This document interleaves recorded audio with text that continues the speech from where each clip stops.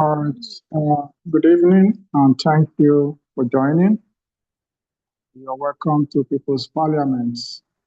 We are going to be looking at quite a number of topics today as we dissect socio-political issues affecting the Nigerian people, as well as the international community.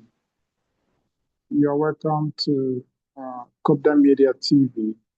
It is my pleasure to be your host tonight as we take a collective look into national and subnational issues. And let me start by welcoming one of the guests in the studio via Zoom, Mr. Obiesi Ojibwa. I don't know if I'm correct. You're welcome to People's Parliament. All right. While we proceed in the program, there will be time for commentary, there will be time for contribution, and you will be given opportunity to make your contribution towards some of the burning headlines. And the state of the nation. Number one, ADC set up a constitutional review committee, having already set up a membership mobilization committee. The essence of the mobilization committee is to revalidate old cards and register fresh members. That's the assignment of that committee. And of course, they've also set up just yesterday another committee, otherwise known as the Constitutional Review Committee.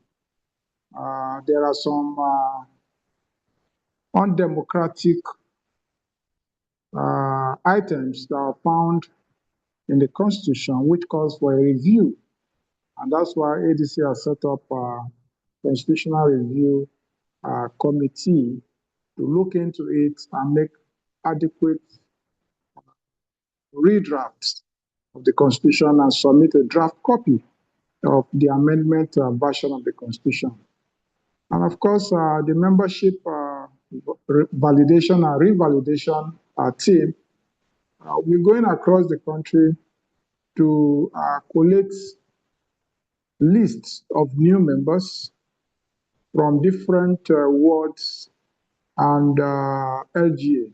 So it is expected that all intending new members of the ADC should do well to just commence ward meetings in your respective locality, design a banner carrying the ADC, then invite stakeholders who are also interested in the ADC to come together, hold regular meetings, document your membership such that when this membership validation team arrive in your state, you can simply approach them with your database for capturing and issuance of a membership card.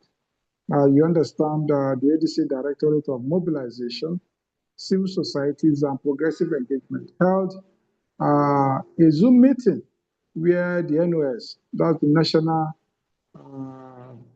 the National Organizing Secretary was in attendance, and he clarified that currently all existing old cards will be revalidated upon the arrival of the revalidation team, who are responsible with revalidating old members' membership cards, issuing them new ones, as well as onboarding new members into the ADC. And that membership card is free, no one pays a dime for it. But then, for your membership to be ratified, you need to pay for your monthly due, which has been accumulated into, I think you have to pay 1,000 naira for a number of months it will cover as your monthly due. So these are some of the development that is coming out from the ADC headquarters. And of course, number two, which is very critical for 2027 election, COPDEM has, COPDEM has launched a very critical app, otherwise known as the Cubechat. The Cubechat is a game changer going into 2027. In a situation where the entirety of the country, as well as the international communities, have to sit back waiting for INEC to collate results for 4 days, 5 days, 3 days. That will no more be the case with the invention of this Cubechat app. So if you are listening or you are joining us via YouTube, please be at liberty to download the Cubechat app. That is CUBECHAT, Cubechat app.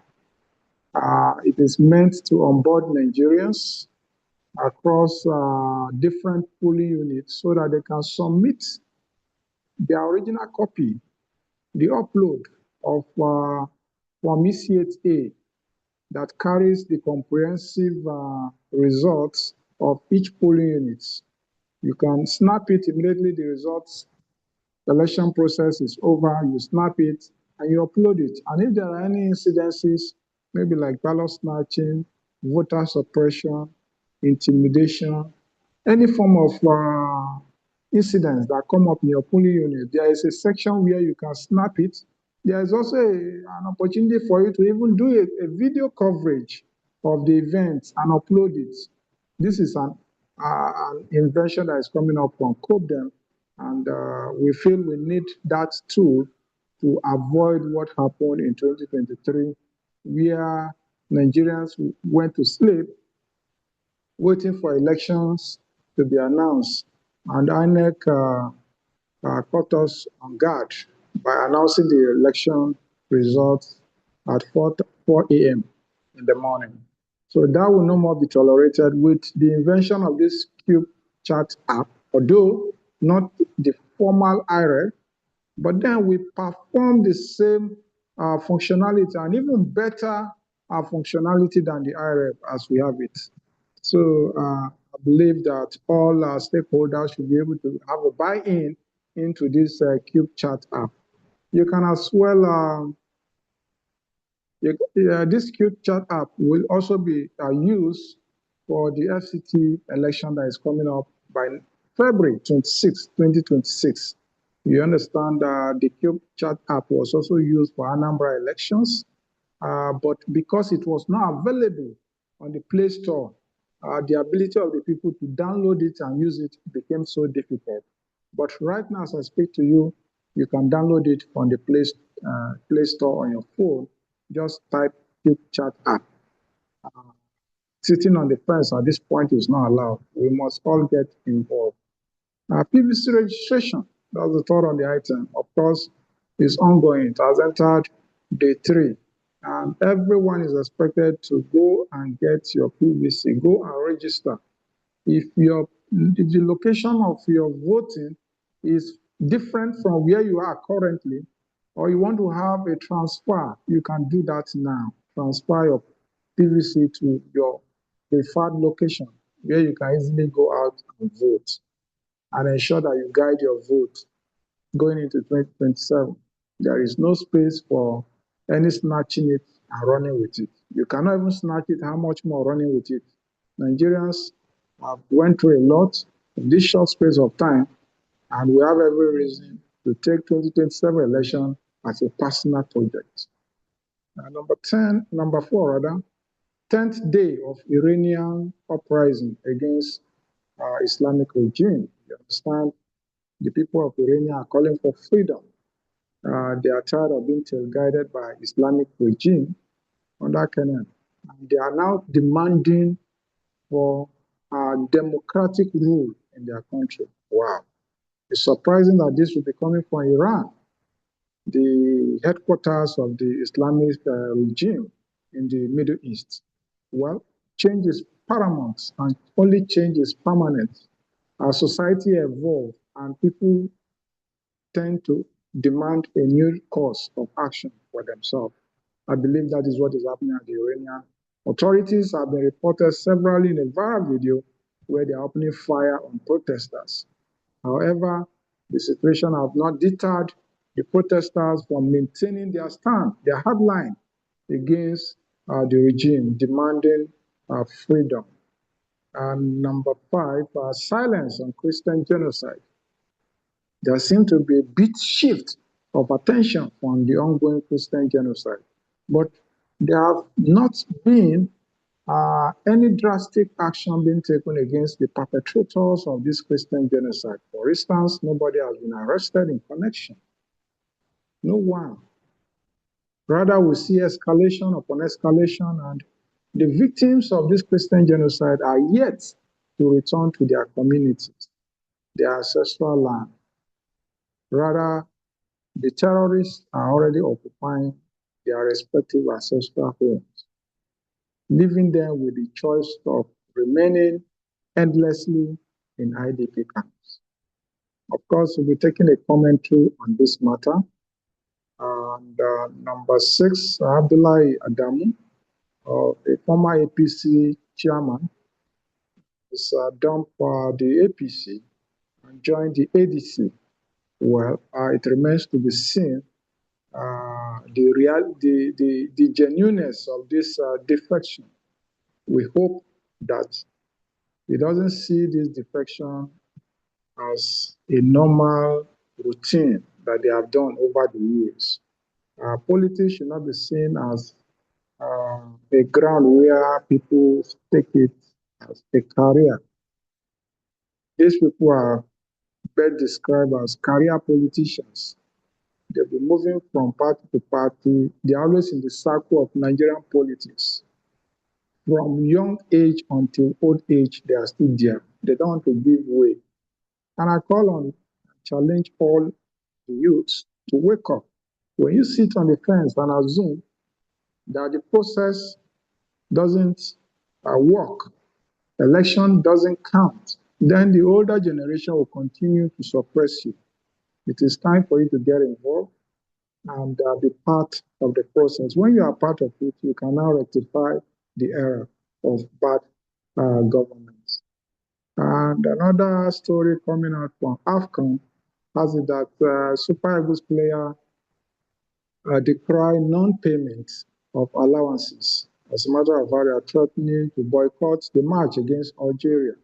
This is not a good development. Again, it boils down to what? Corruption in Nigeria.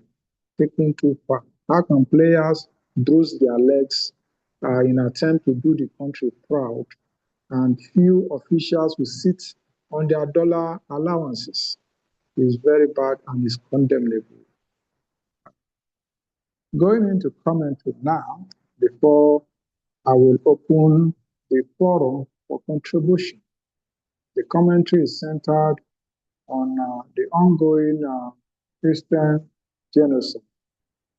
Silence on Christian persecution in Nigeria and implication for national security. Over the last decades, Nigeria has witnessed a disturbing pattern of targeted violence against Christian communities across regions, such as the Middle Belt, Northeast, and parts of the Northwest. These attacks, carried out by extremist factions, armed bandits, and ethno-religious militias, have resulted in thousands of deaths, mass displacement, destruction of villages, and the erosion of community structures. Despite the scale suffering, the national and international response has been marked by troubling silence, denial, or underreporting. The silence is not merely a moral failure, it has serious scrutiny, political and economic consequences for Nigeria's stability. Forms of violence affecting Christian communities. What are the forms of violence that have affected the Nigerian Christian communities over the years? One, the violence manifests in multiple forms. Number one is targeted killings and massacre, attacks on churches, Christian communities, villages, community leaders, and clergymen. That is one pattern on its own. Kidnapping and hostage taking. Priests, pastors, worshippers have increasingly become victims of ransom-based abductions, right? You understand that Bishop Archie, as we speak, was killed in terrorist day. His family, his wife, and children are still there, calling on the government to act. For how long will it take the government to act? Killings and hostage taking have been discussed, and of course, village destruction and forced displacement. That's another aspect of it. Communities in Plateau, Benue, Southern Kaduna, and Taraba have experienced, including Niger State, have experienced repeated burnings of homes and farmland without the government taking any action against the attackers. Attacks on worship centers, that's another pattern. Bombings and armed invasion of churches remain a tactics used to instill fear and disrupt worship. You understand that during this Christmas, many Christians avoided going to church because of the fear of attack. And the government is not doing anything tangibly to at least go after these terrorists. Rather, they continue with their normal propaganda. Causes of silence. Why are there silence across national and international communities? Several factors contribute to the muted response. One, political sensitivity. Admitting the religious dimension of violence is often seen as a politically dangerous for national cohesion. As a result, authorities frequently classify attacks as mere farmer-herders clashes, even when evidence suggests targeted patterns. Two, government image management. There are people whose assignment is just to continue to portray and downplay the actuality of Christian genocide in Nigeria. Leaders often attempt to avoid international condemnation and domestic tensions by minimizing reports of religiously motivated violence. That's number three now, weak or compromised security institutions. Security institution agencies often fail to respond adequately or quickly to early warnings, creating a perception of indifference or complicity. You understand and you remembered quite well that the Elwata incidents that saw the massacre of over 200 children and women, there was an early warning that was given out to the Nigerian army. They did not respond to it, leading to wiping out of over 200 innocent civilians that went to sleep and could not return back alive. Media underreporting. Some local media houses avoid complicity, labeling the violence as religious persecution due to fear of government backlash, ethnic tension, or religious sanctions. For this fear alone, some people manage it. Then let's not talk about it. As a matter of fact, I understand how myself have been put under some situation that you don't need to emphasize on this. Why are we not going to talk about the problem that our people, the Nigerian populace, the Nigerian masses are facing? Security is everybody's business. And as far as the insecurity persists, as far as genocide persists, I will continue to report it. International geopolitical interests, is what we call geopolitics, that is taking the trend. Foreign governments may downplay the crisis to preserve diplomatic or economic ties with Nigeria. Such country number one is Britain. Britain, a former Nigerian colony, colonial master, have always been an advocate of being diplomatically correct when it comes to discussing the actuality of insecurity or terrorism in Nigeria. You understand, the BBC often don't report this genocide that is taking place in Nigeria for reasons of the economic ties that was discussed in this particular presentation. Implication of silence for national security. What is the consequential outcome of this silence on national security? Number one, erosion of public trust in government. Nigerian people no more trust the Nigerian government. For this systematic way of silencing the actuality of Christian genocide in Nigeria. When affected communities feel abandoned, believe in state protection collapse, this erodes legitimacy and fuel resentments. Separatist sentiments as well as distrust in national institutions. That is when Nigerians begin to have distrust against the military, call them for being compromised. They distrust the Nigerian government, even when there is a release, public release in the media. The Nigerian people don't believe it anymore.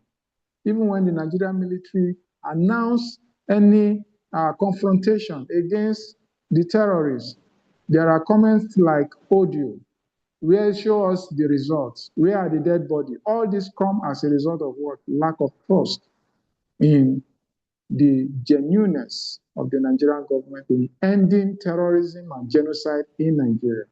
Radicalization and retaliatory violence.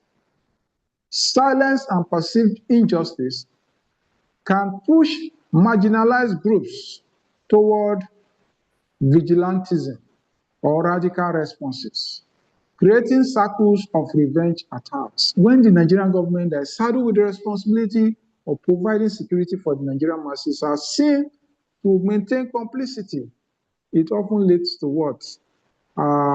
Groups now seeking self-help, forming vigilante groups and to be able to repel attacks, which often lead to what? Repeated cycle of attacks in the Nigerian communities, Christian communities.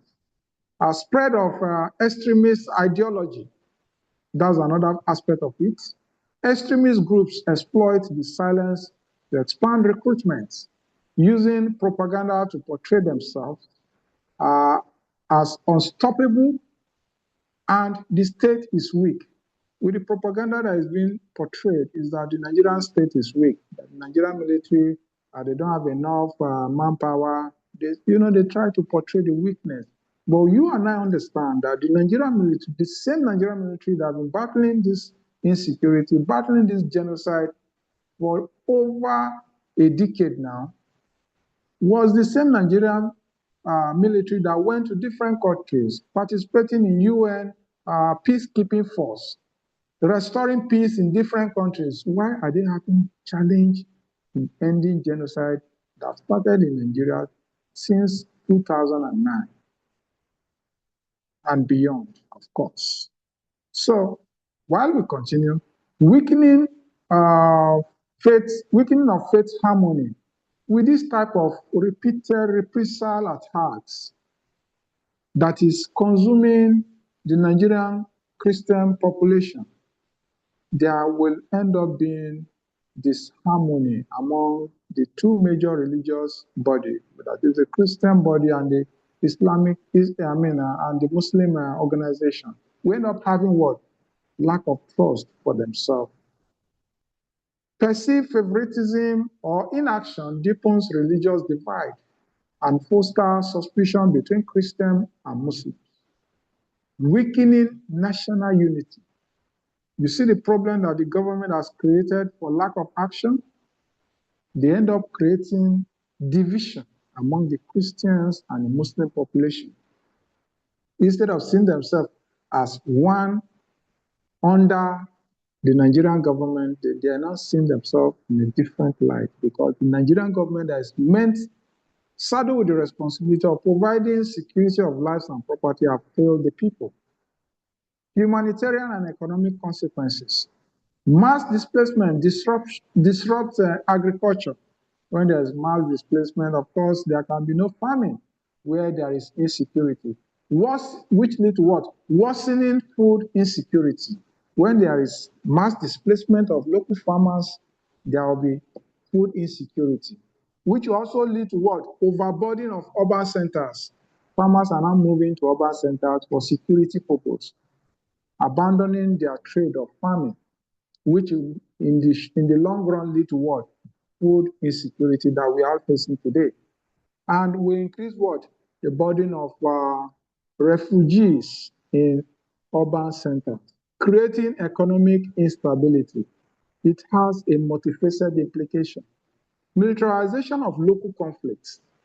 Communities, many pursue arms, communities may pursue arms for self-defense. Of course, there have been an advocacy for self-defense in the wake up of the Nigerian government failure to protect the people. Due to loss of confidence in the state and increasing proliferation of weapons and the risk of wider conflict. International impacts. Silence could trigger one, travel advisories.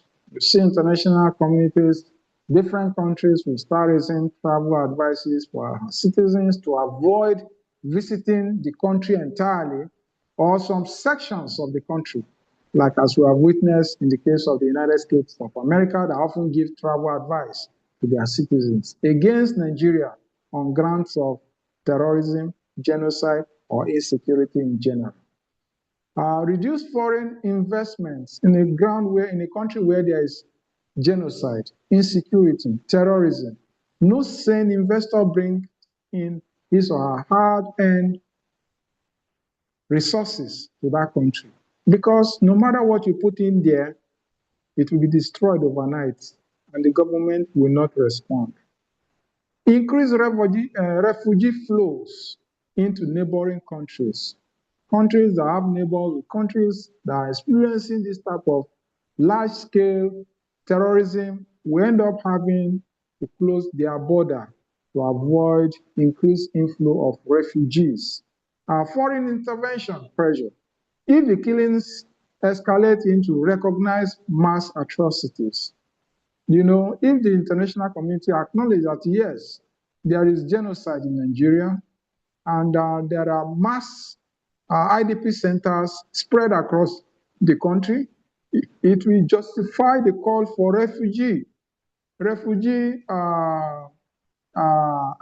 demand from the citizens of Nigeria. It is on this basis that countries like Britain have downplayed it. They don't want Nigerians to start approaching their embassies for refugee status to be able to travel to their country. Recommendations. Strategic, these are the following now are strategic recommended actions for the Nigerian government as well as the international community to take if they are interested in restoring the dignity and hope of the Nigerian state. Acknowledgement of the crisis. You have to acknowledge that, yes, there is Christian genocide, and before taking further steps. Federal authorities must openly recognize the targeted nature of these attacks and classify them accurately. B, security sector reforms. They have to be overhauled of the Nigerian security architecture. It has not worked. So they have to be overhauled and change of command approach in order to be able to forestall the hope, the trust of the Nigerian people on Nigerian security architecture. Improve intelligence gathering. You have to improve intelligence gathering by the security forces, rapid response units in high-risk areas. They have to be rapid response, set up units that can respond to distress call. Accountability for negligence or colluding officers. The Nigerian security forces should not continue to pretend that all her officers are complying. officers that are not complying with the rules of engagement should be tried, and there should be, public hearing on such matter, not to just be swept under the carpet. So that leads to accountability on the part of the Nigerian security forces. Protection and legal accountability. Arresting and prosecution of perpetrators is crucial to deter further violence. When perpetrators are repeatedly released or under the guise of repentance, it encourages others to do more. So there have to be genuine and drastic action by the Nigerian state against all forms of terrorism, against all forms of genocide perpetrators in Nigeria, as well as their sponsors. They all have to be arrested and dealt with. Interfaith dialogue platforms. The Nigerian government should be able to promote interfaith dialogue in order to promote the peaceful coexistence of the Nigerian people. Religious leaders must collaborate to counter extremism narratives and reduce tension. Any religious preacher that is found to be promoting extremism, promoting hate, should be arrested and taken to jail. This will quell all forms of tension between the Christian and Muslim communities. International cooperation. Nigeria should seek technical assistance for counterterrorism, border control, and conflict de-escalation. But if you cannot be able to end genocide or terrorism in your country, there is no harm in seeking for international help in this regard. In conclusion, the silence surrounding the persecution of Christians in Nigeria is more than a humanitarian oversight.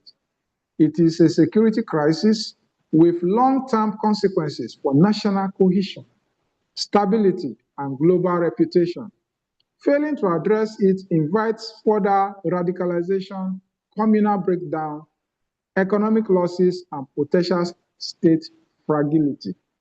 Nigeria's leadership must move from denial to decisive actions.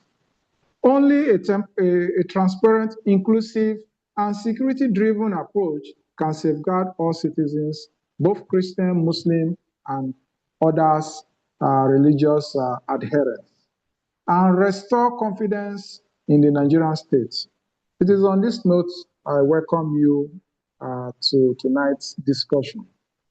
You're joining on Zoom, you want to have your contribution on the subject matter so far discussed.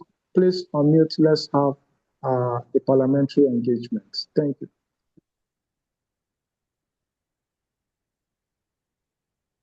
Are you available to speak on the subject matter that have been discussed so far? Please unmute and speak. I see Mr. Joshua.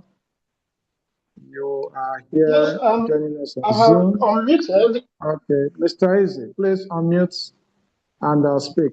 Thank you. Yeah, from here, good afternoon and good evening. You can hear me? Unmute. Yes, I've unmuted. Are you not hearing me? Go on. Let me. Go on, please. Okay, are you hearing me now? Yes, loud and clear.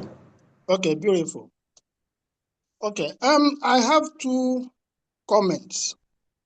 One is more of a question, which centers on the essence of this platform. Because from what I have heard so far, we seem to be in everything. And if we are discussing everything, we won't be able to do much.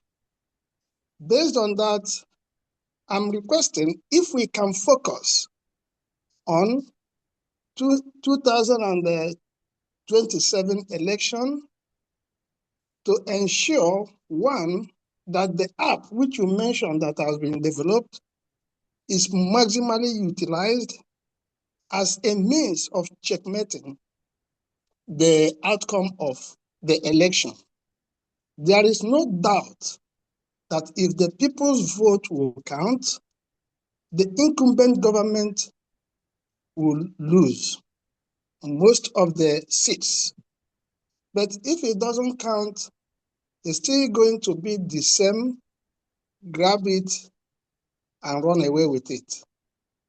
So if we can concentrate on our energy on making sure that the 2027 election is as transparent as possible with evidence of rigging, even though the courts have been compromised, we will be able to make a headway. So let us focus on one thing or maximum two and ensure we realize the project.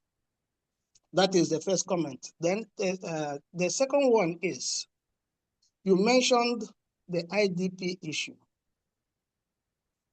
I think I will say we shouldn't worry much because there are a lot of committees here in the US who are actually working hard with the United States of American government to develop a roadmap to ensure that those displaced individuals are taken back to their ancestral homes. We have a robust plan which will include both kinetic and non-kinetic way of flushing the idiots out from their ancestral homes and villages, ensuring rebuilding, helping them to rebuild their destroyed homes, schools, access roads, and health centers, so as to make sure that they are actually effectively rehabilitated. And not only that, there is also a plan to ensure that whosoever that is, or any family that is rehabilitated, they have something to fall back on to start a new life. So if everything works out fine, that is going to happen in a very short while. If you leave that issue in the hands of the corrupt Nigerian government, they will remain in ID camp in perpetuity. But fortunately, there is very strong inroad into the US government, and they are working on it. So many teams have been formed. A lot of things are going on, which I'm not going to mention online here. But the truth is, before long, you will start seeing the effect. But most importantly to me is how we can channel our energy on ensuring that people's votes in 2027 election count. Let it be a campaign. Let it be a very serious campaign to make sure that the essence of this platform is achieved. And if you can, maybe we can discuss that offline. I can send you my number to ensure that in diaspora, those who are there are enabled to participate effectively. Even though the Constitution has not streamlined diasporan voting, but even apart from that, there are other ways the diaspora people can mobilize those at home, ensure voting, and give all the necessary support, which we are not going to list here online. Thank you. My name is Nze Osuabu, not Mr. Okay, Mr. Nze, it's a pleasure to have you join today. This segment particularly is meant to discuss the Nigerian realities. We have several other platforms. As a matter of fact, we have a diaspora platform for this organization. And I can assure you, when I get your contact, I will drop my contact rather on the chat box, or I can call it for you. That would be after this program. Let me just drop it on the chat box so that you can reach me, and we will have the conversation going forward. Okay. I hope that's taken. Yeah, I heard you. I heard you. Okay. Other contributions are welcome. Do we have more contribution? More contribution, please.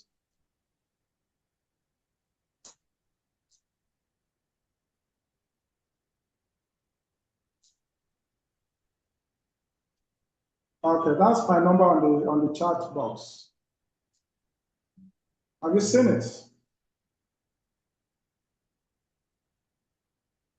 The number is there. So when you get it, you confirm it. So talking about the app, the Cubechat app, is a very wonderful project, and we test run it in Anambra during the off-cycle elections. And we are still going to test run it. We are going to use it fully, rather, for the FCT area council election that is coming up next month.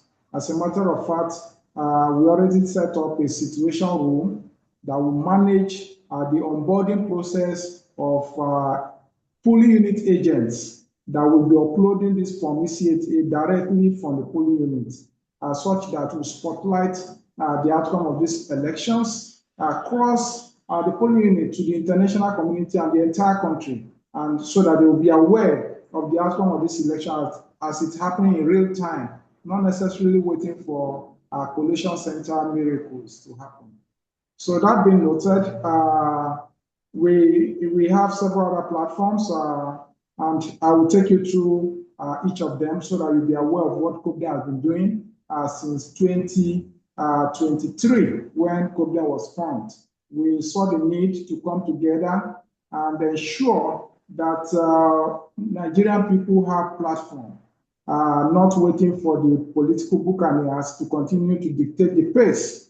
And that's why we have held on so long. Since 2023, you can only imagine what it entails running an opposition platform like this, ensuring that we give voices to the people who actually are underrepresented.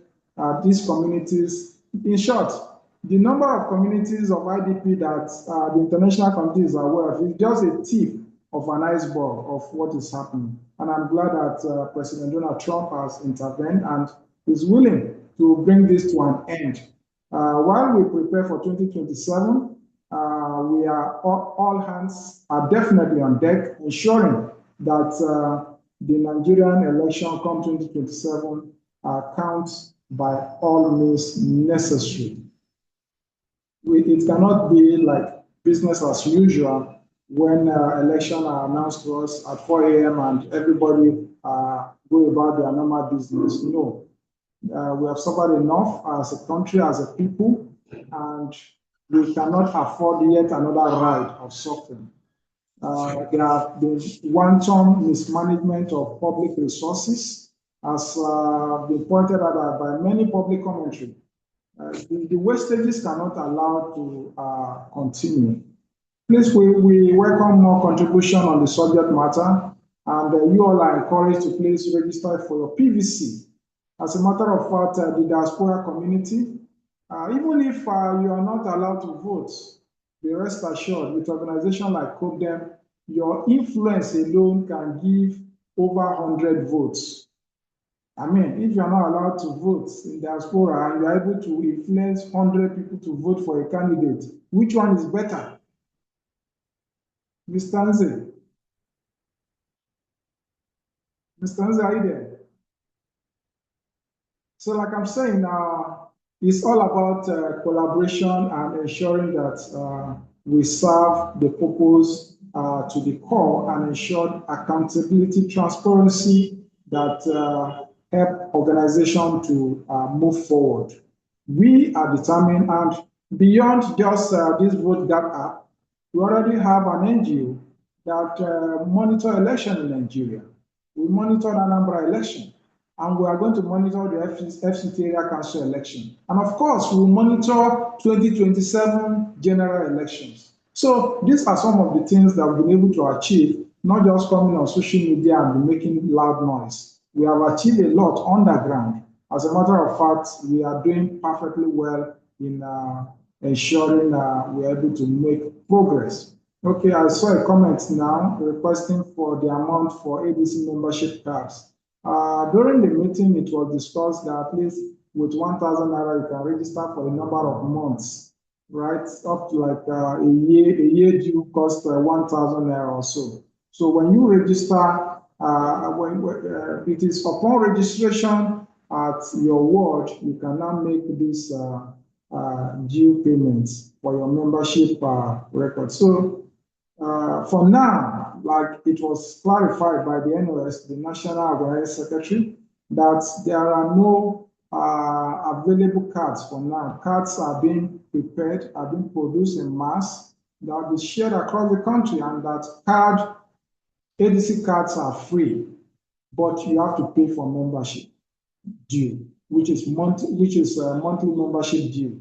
So when the time comes, we'll rightly inform you on what to do. But for now, even without payment, the instruction, the guidance is that go ahead and put yourself together in your community, in your ward, form your ward executive, put the list together, continue to hold meeting and be expanding upon it, such that when this team, the membership revalidation and validation committee arrive in your state, you easily approach them and present your list for onboarding. And it is upon that time you will be able to get your membership card.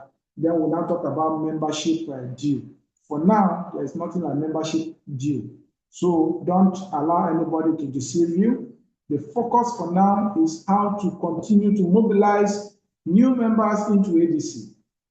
As a matter of fact, all the state ESCOs have been presumed to have resigned along line the national executive that resigned before the off-take of the coalition executive, ably led by Senator David Mark and the Secretary Ralph Aregbesola, the former governor of Osun State. So these are the two major national leaders of the ADC. Then there are zonal executives, zonal chairmen, and other executives that are supporting the affairs of the zone. These are the only appointments that are known to ADC as of today. In the state, what they have is a leadership team that is headed by these coaliting political parties. The chairman of LP, for instance, in your state, the chairman of PDP, for instance, in your state, and the chairman of any other political party that is part of this coalition form the leadership team. They are the ones to come together and continue to hold the party pending Congress that is coming up. And of course, the membership validation committee have just 30 days to carry out this assignment. Let's see how far they're able to succeed. Do you have more questions, please? Feel free to unmute and speak before we wrap up tonight's program.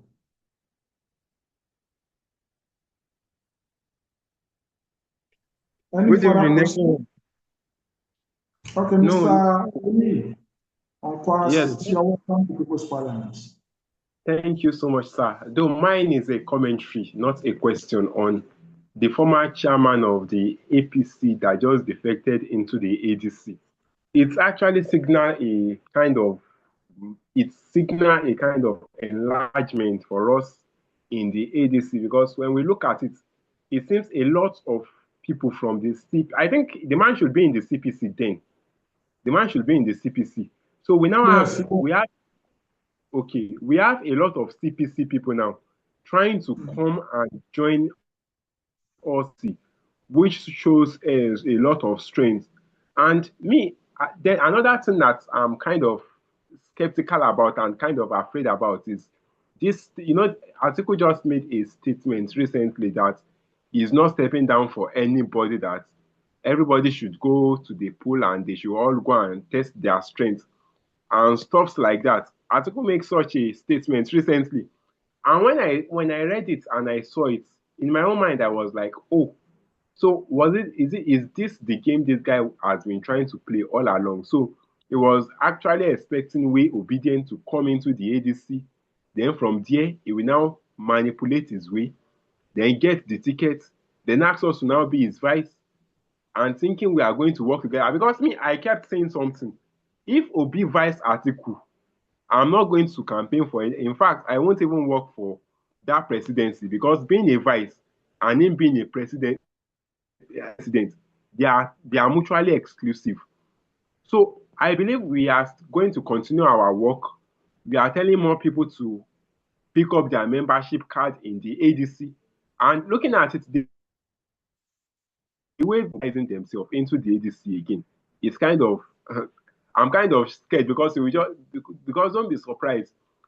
At the end of the day, we might see maybe 1 million membership strengths in the north and also maybe in the south now. Most of us are not really interested in politics like that. Everybody just wants Obi to be the president. They don't want to enter into the murky water of politics. Everybody wants to go about their own business. Now, politics is a game of number. We cannot just ignore. And then at the end of the day, we now expecting a miracle. So even though we know that we have that strength politically, Obi is more appealing to young voters. We also have to look at it in this situation whereby Northerners, they might end up having more numbers even in the coalition. Though we know El-Rufai is with us. And El-Rufai being with us, El-Rufai is one of the most organized politicians I've seen because even President in the APC, El-Rufai was one of the people who were instrumental to Bola Ahmed getting the ticket because it was one that moved the motion that the presidential ticket should be zoned to the south. El-Rufai did it even when they did that APC coalition then, when they formed a merger. El-Rufai was part of the people who actually moved for it. So me, I see El-Rufai as a very intelligent man. He's someone, and now him being with Obi, from his body language, and one thing I love with him is he has been someone who has always been clear about his support. Anyone he's supporting, he is going to tell you that okay, this is the person I'm supporting, and he has been clear about his support for Obi. So we believe that that alone should be able to do something in the north, and he should be able to actually move for us in the north. So that has been my speculations and my kind of fear with this, because there is this kind of confidence Atiku has these days that okay, that he has finally grabbed us in and maybe we now play his game. But I know that with COPDEM, I know that we have our own membership strengths, and aside from the strengths, we also have our structure and everything. I believe that anything that is going to happen, any permutation and the rest, we are going to know about it, and we won't allow such to happen. I think I can drop here for now. Thank you so much for the opportunity. Thank you, Mr. Oyeni from Kwara State. We thank you. So it is on this note we'll be drawing close the curtain for tonight's discussion. See you same time tomorrow, and do have a blessed evening. Thank you, and bye-bye. I remain your host, Mr. Akok for check. Hello, good evening. Good evening. Yeah, that's Evans from Onitsha. Welcome. How is Onitsha today? Yeah, from Anambra State, precisely. You know, I've been a member obedient right from onset, even to the Labour Party during the 2023 general election. We participated very well. I don't know, this time around, for some time now, I've been offline, you understand? So I don't know the coordinator here in Anambra State, or even the person in charge or coordinator in Onitsha. I mean, I'm living in Onitsha South, you know. So I don't know how to get them, because so that they can now, so that I can get in touch with them. Which of the platform are you? Hello? Which of the platform are you? Are you in any of the platform? Obedient movement. They are in obedient movement. Which Dr. Chukwujeku was our coordinator there last year.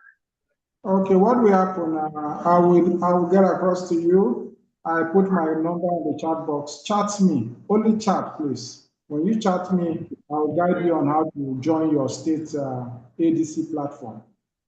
Okay, okay, thank you. Do you still need the number or you use the one I put there already? You said what?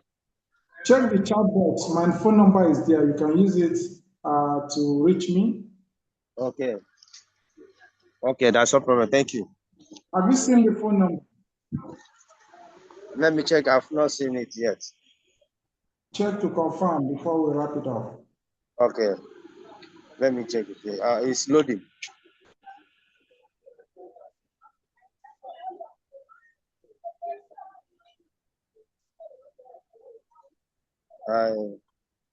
You've seen it, right? No, I've not seen it. I was even typing to tell you that I've not seen it. Okay, let me just drop it to make it smart.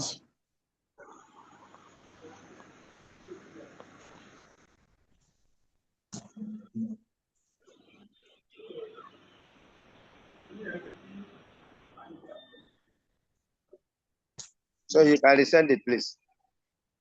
Yeah, that's what I'm doing already. Okay, okay. Check. Okay, I've seen it now. I hope the last number is 33.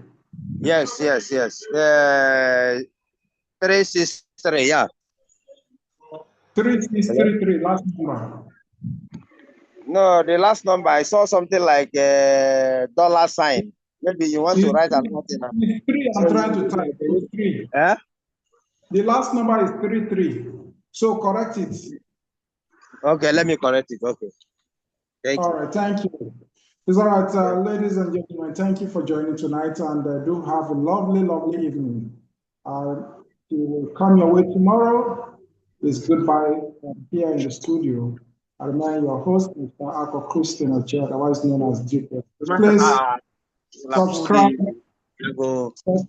Subscribe to YouTube, our YouTube platform, COPDEM TV, COPDEM Media TV, and be part of it. Thank you, and bye-bye. Charles, we appreciate you. Thank you, and God bless you.